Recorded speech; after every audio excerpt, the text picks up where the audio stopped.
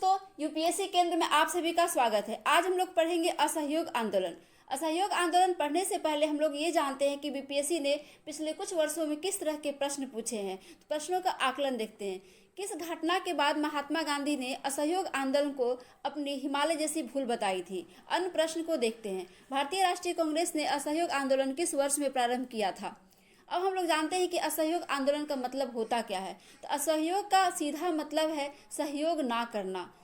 महात्मा गांधी ने ये सोचा कि हम सारे भारतीय पे अंग्रेज डिपेंडेंट है, हम उनका सहयोग करते हैं तो अपने वो कार्यों को पूरा करते हैं। अगर हम उनका सहयोग करना बंद कर दे तो वो धीरे धीरे पतन की तरफ चले जाएंगे। यह सोचकर महात्मा गांधी ने अपने नेतृत्व में 1 अगस्त 1920 को असहयोग आंदोलन की शुरुआत की।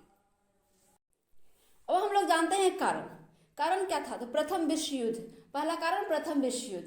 प्रथम विश्व युद्ध में भारतीय जो सैनिक थे वो अंग्रेजों की तरफ से लड़े थे। महात्मा गांधी ने भी उन्हें लड़ने के लिए प्रोत्साहित किया था, क्योंकि अंग्रेजों ने बोला था कि अगर वो जीत जाते हैं तो भारत को उसके बाद स्वराज की प्राप्ति वो देंगे, स्वराज कर देंगे, भारत को आज़ाद कर देंगे।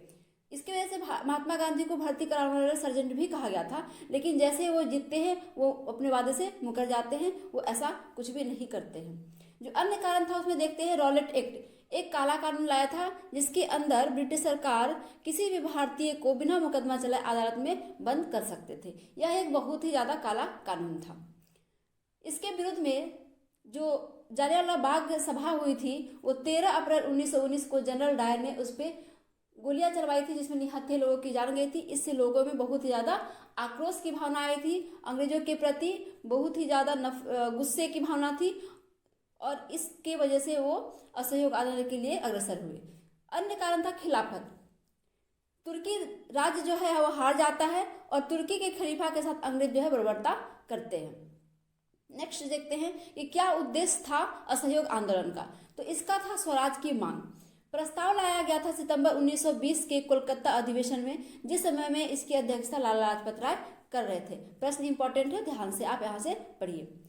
प्रस्ताव का विरोध एनी बेसेंट ने किया था और आरंभ में सुरेंद्र नाथ बनर्जी, मदन मोहन मालवीय, देशबंधु चित्तरंजन दास, विपिन चंद्र पाल, इन लोगों ने आरंभ में इसका विरोध किया था। लेकिन अली बंधु मोतीलाल नेहरू के समर्थन में यह प्रस्ताव पारित हुआ और 1 अगस्त 1920 को असहयोग आंदोलन जो है वो शुरू होता है देशव्यापी।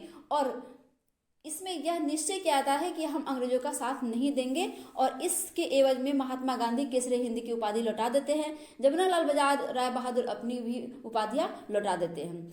शिक्षा संस्थानों का बहिष्कार किया जाता है, वकालत का बहिष्कार किया जाता है। प्रिंस ऑफ वेल्स जो भारत आते हैं उनका बहिष्कार किया जाता है काला झंडा दिखाकर।